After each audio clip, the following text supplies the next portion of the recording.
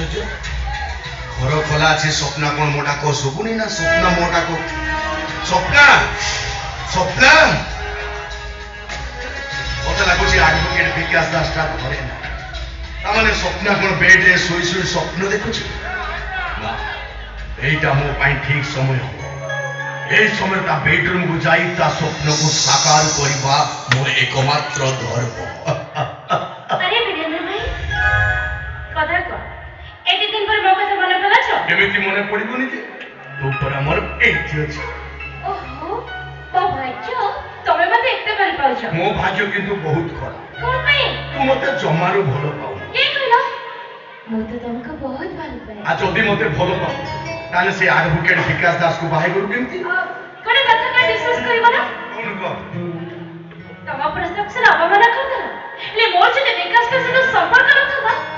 তাহলে মু তোমাকে বাহাবকে চাই বলে সিদ্ধা কইতা নিচরে কাহিনী উপরা কথা কইছো আরে বীরেন্দ্র ভাই আর হাতরে সে কোন ধরছ এই দেখি তো সହିତ কথা ମୁଁ ପୁରା ଭୁଲି ଗଲିନି କଥା କଣ କି ମୁଁ ତୋ ପାଇଁ ଗୋଟେ ସୁନା ଚେନ୍ ନେଇ ଓ ଭାଇ না আমি তো মিছ কইছ আরে মিছ কাହିଁକି କହିବି ଯେ ଦେଖେଇଲୁ ପିନ୍ଧେଇ ଦିଏ নাই না মতে রাতে নাই আরে ମିଛ କାହିଁକି ଲାଗିବ ଯେ ଯେତେ ଯାହାହେଲେ ବି ଆମ ଭିତରେ ଟିକେ ଭଲ ପାଇବାର ସମ୍ପର୍କ ଅଛି ନା ସେଇ ଖାତିର তাহলে ঠিক আছে তুমি তোমার ইচ্ছে হাতরে মনে পিন্ধিয়ে দিও ভুলি যা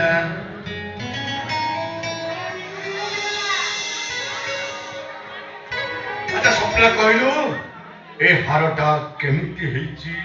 ବହୁତ ସୁନ୍ଦର ହେଇଛି ବୀରେନ୍ଦ୍ର ଭାଇ ସତରେ ବୀରେନ୍ଦ୍ର ଭାଇ ତମେ ନା ବହୁତ ଭଲ ସବୁଠୁ ଭଲ ତମେ ସବୁଠୁ ଆହୁରି ଭଲ ଲାଗିବ ମୋ ଠୋର ସ୍ପର୍ଶ ଏସବୁ କଣ ଅଛି ବୀରେନ୍ଦ୍ର ଭାଇ ପ୍ରଥମ ପ୍ରେମର ପ୍ରଥମ ସ୍ପର୍ଶ ଏସବୁ ଦେଖ এটা ନିହାତି ଅସଙ୍ଗତ ଆରେ ଅସଙ୍ଗତ କେମିତି ଯେ এই ଟିକେ ପୂର୍ବରୁ ତୁ ପରା ମତେ ବାହାଇ ଥାନ୍ତୁ ବୋଲି କହୁଥିଲୁ ମୁଁ ତ ଆଗରୁ ବିକାଶକୁ ବାହାଇ ସାରିଛି ବିକାଶ ସହିତ ସମ୍ପର୍କ ରଖ ମୋର କିଛି କହିବାର ନାହିଁ କିନ୍ତୁ ମୁଁ ମୋ ପ୍ରେମର ପାଉଣା ପାଇବି କି ନାହିଁ ମାନେ ଭଲ ପାଇବା କଣ ଅଙ୍ଗେଲି ହେଇ ସାରିଛୁ ପ୍ରେମର ସଂଜ୍ଞା ବୁଝି ସାରିଛୁ ଆମେ ସହିତ ଦେହର ସମ୍ପର୍କ ବି ରଖି ସାରିଛୁ ତାପରେ ବି ମୁଁ ତୋ ପାଖକୁ ଆସିଛି ତୋ ସହିତ ଟିକେ ଦେହର ସମ୍ପର୍କ ରଖିବା ପାଇଁ ମାନେ ତମେ ତୋ ସହିତ ଶାରୀରିକ ସମ୍ପର୍କ ରଖିବା ମୋର ଏକମାତ୍ର କାମ୍ୟ ଏତେ ବାଜେ ଚିନ୍ତାଧାରା ତମର ନିଜେ ଚାହିଁଲେ ବି ଆମ ଭିତରେ ଭାଇ ଭଳି ସମ୍ପର୍କ ଏମିତି ବେଲଚା କଥା କହିବ ତ ମୁଁ ଟିକେ ଲାଜ ଲାଗନି ଆରେ ଲାଜ କାହିଁକି ଲାଗିବ ଯେ ସୁଟିଂ ସେଟରେ ଯାଇ କେତେ କେତେ ଟୋକାଙ୍କ ସହିତ ରାସଲୀଳା କରୁଛୁ ସେମିତି ମୋ ସହିତ ଟିକେ କରିବୁ ତାପରେ ଆମେ କି ଭାଇ ଭଉଣୀ ଯେ ମୁଁ ଭଲ ଭାବରେ ଜାଣିଛି ସେ ମାନସିଂ ବଂଶ ରକ୍ତ ମୋ ଦେହରେ ନାହିଁ ଆଚ୍ଛା ତାହେଲେ କୋର୍ଟକୁ ଯାଇ ସରେଣ୍ଡର କରିଲ ଆମ ଘର ଭିତରକୁ ଯାଇ ଝଗଡ଼ା କଣ ପାଇଁ ସୃଷ୍ଟି କରୁଛ ଠିକ ଅଛି ତୁ ଯଦି ଚାହୁଁଛୁ ତାହେଲେ କୋର୍ଟକୁ ଯାଇ ମୁଁ ସେ କେସଟାକୁ ସରେଣ୍ଡର କରି ତୋ ଭାଇ ନାଁରେ ସବୁ ସମ୍ପତ୍ତି ଉଇଲ୍ କରିଦେବି ହେଲେ ତା ପୂର୍ବରୁ ମୁଁ ତୋ ସହିତ ଟିକେ ଦେହର ସମ୍ପର୍କ ରଖିବାକୁ ଚାହେଁ ସେଇଥିପାଇଁ ଆଜି ଏତେ ପ୍ରେମରେ ମୋତେ ସୁନା ଚେନ୍ ପିନ୍ଧେଇ ଦେଲ ନା ମୁଁ ଚାହିଁଲେ ତୋତେ ଆହୁରି କେତେ କଣ ଦେବି ତୁ ବିଶ୍ୱାସ ବି କରିପାରିବୁନି ତାପରେ ମୋତେ ବେଶ୍ୟାଗିରି କରିବାକୁ ପଡ଼ିବ ତମେ ମୋ ରୂପ ଜୀବନକୁ ମନେ ଜପମାଳ କରିବ ଆଉ ତା ପ୍ରତିଦାନରେ ମୋତେ ଟଙ୍କା ସରାରେ ମଧ୍ୟ ଦେବ ଏହା କହୁଛ ଏକ୍ସାକ୍ଟଲି ଏସିଆମାନେ ବି ପୁରୁଷମାନଙ୍କୁ ଦେହ ଦାନ କରନ୍ତି ତୁ ସେମିତି ମୋ ସହିତ ଟିକେ କରିବ ସୁବିଧା ମନେ ରଖ ଏ ସ୍ୱପ୍ନ ମାନସୀ ଦେହରେ ଏବେ ବି ଜମିତା ରକ୍ତ ପ୍ରବାହିତ ହେଉଛି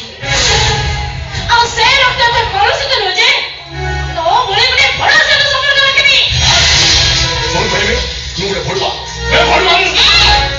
ବେଶୀ ପାଟି କନା ଚୁପଚାପ ମୋ ଘରୁ ବାହାର ଯା ଅଧିକ ପାଟି କରିବ ତ ମୋ ଜୋତା ଖୋଲିକି ତା ଗାଲ ପାଣି ଦେବି ଆଚ୍ଛା ତୁ ପୁଣି ମାନେ ସପ୍ତାହରେ ପିଟିବି କୁକୁରକୁ ମୋର ଶୋଇବାର ଇଚ୍ଛା ସୁନା ଥିଲା ଲୋଭ ଦେଖୁଥିଲୁ ନା ଆଉ ଯା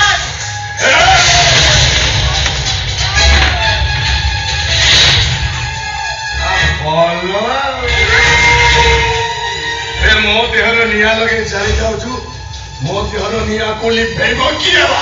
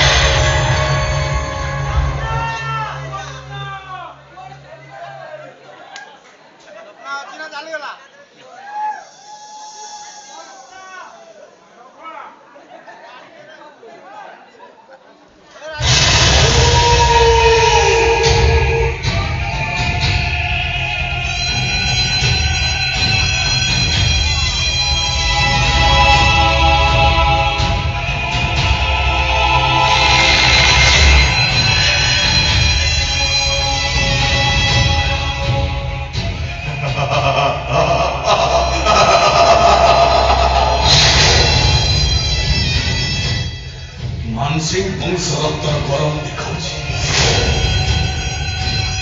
पहिला कन्या मु सोके सावित्री जा जा जा जा जा जा जा अबे सावित्री पुण्याते के बचावे धीरेन्द्र मानसिंह जहा चाहे ସେଇଟା କୁ ଯେମିତି ହେଲେ ବି ହାସଲ କରିବା ଆଜିଠୁ ମୋ ଇଶାରାରେ ଚାଲିବାକୁ ଚେଷ୍ଟା କର ତା ନହେଲେ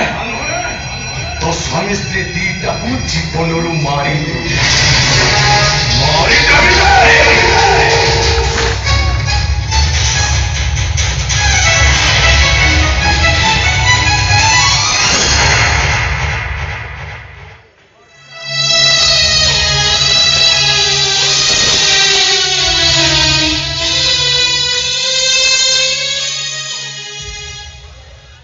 स्वप्ना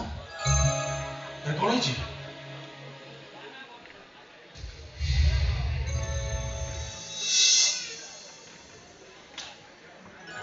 घर भीतर आसला बेले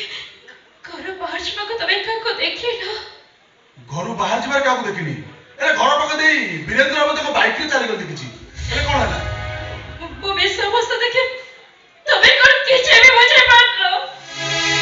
ए खोली के तो कोन हेची वीरेंद्र भी आज वो घर कासी तले मते अर्थर लोभ देखि पोसे तो देहर संपर्क रखे बको कहले आ जानि जो मु तो मना करबारो से अभद्र मते शार करे मु तब कमता जोड़े छे मते धानो करे छलो से राक्षस को मु जेल पठेला जे मते शांति मिले माने अरे कोन स्वप्ना तब जहा कहबा मु कहबा को प्रस्तुत अछि हेले मु कहबी आज जदि मोर एबे अवस्था हेता न सेति पई केवल तमे ही नाही मु कोन कली ताको सत मोर घनिष्ठता पई आज मो इज्जत ऊपर उड़ाई गला तजरा तमे ते एठी बसतिला मो बाथरूम कली मते किछि न जानि कवर कले कि तमे कोन चले जाइतिलो कबाड़ खोला करबा बंद करबा किछ कथा नै स्वप्ना ସେ ଆସି କଲିଂ ବେଲ୍ ମାରିଥିଲେ ତମେ କଣ କବାଟ ଖୋଲିଥାନ୍ତ? କଥା ହଉଛି ବୀରେନ୍ଦ୍ର ବାବୁଙ୍କର ଖରାପ ଉଦ୍ଦେଶ୍ୟ। ମୁଁ ମଧ୍ୟ ଗୋଟେ ଜରୁରୀ ଫୋନ କଲରେ ଟିକେ ବାହାରକୁ ଚାଲିଗଲି। ଆଉ ଏମିତି ଅନ୍ୟମନସ୍କ ହେଇଗଲି ଯେ ତମକୁ ମଧ୍ୟ ଜଣେଇ ପାରିଲି। ଜରୁରୀ ଫୋନ କଲ? ଆଚ୍ଛା, ସେଇ ଟାଇମରେ ତମର ଏମିତି କି ଜରୁରୀ ଫୋନ କଲ ଆସିଥିଲା ଯେ? ତମେ ଭିତରକୁ ଚାଲ, ମୁଁ ସବୁ କଥା କହିବି। ନାଇଁ, ମୋତେ ଏଠୁ କଣ ସେ ଜରୁରୀ ଫୋନ କଲ? କଥା କଣ କି ସ୍ୱପ୍ନା? ତମ ବଡ ଭାଉଜ ଭାଉଜଙ୍କର କଣ ହେଇଛି? ତମ ବଡ ଭାଉଜ ଆଉ ଏ ଦୁନିଆରେ ନାହାନ୍ତି।